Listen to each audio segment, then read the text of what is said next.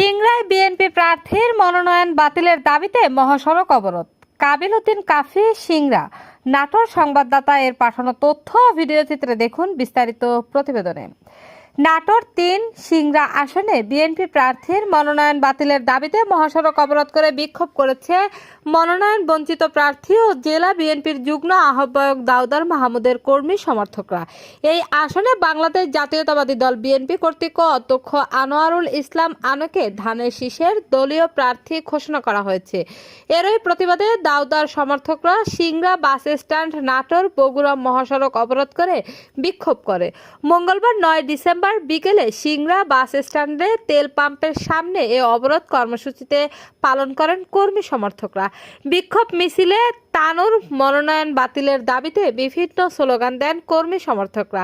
মিছিলটি Singra bus stand তেল পাম্পের সামনে মহাসড়ক অবরোধ করে। অবরোধকারীরা প্রায় ১ ঘন্টা মহাসড়ক অবরোধ করে প্রার্থিতা বাতিলের দাবিতে স্লোগান দিতে থাকে।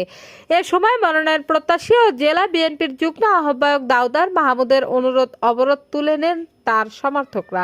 বিক্ষোভে বক্তব্যে রাখেন সিংড়া পৌর বিএনপির সাবেক সদস্য সচিব তায়েজুল ইসলাম, সাবেক যুগ্ম আহ্বায়ক বোরহান উদ্দিন বাবু, সিংড়া উপজেলা যুবদলের আহ্বায়ক হাবিবুর রহমান হাবিব, সদস্য সচিব এম.এ. মালেক, যুবনেতা আব্দুল্লাহ আল মমিন, হাতিয়ানদাহ ইউনিয়ন বিএনপির সাবেক সাধারণ সম্পাদক নজরুল ইসলাম নিরু, উপজেলা বিএনপির সদস্য সবুজ মাহমুদ, উপজেলা বিএনপির সাবেক সহ ছাত্র বিষয়ক সম্পাদক রবিউল আউয়াল রনি প্রমুখ।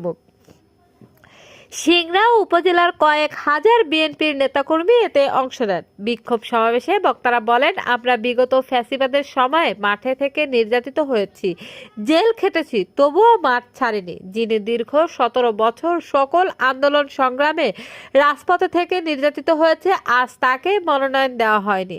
আমরা তারেক রহমানকে বলতে চাই, দুঃসময়ের দলের জন্য যারা ত্যাগ স্বীকার করেছে তাদের মূল্যায়ন করতে হবে।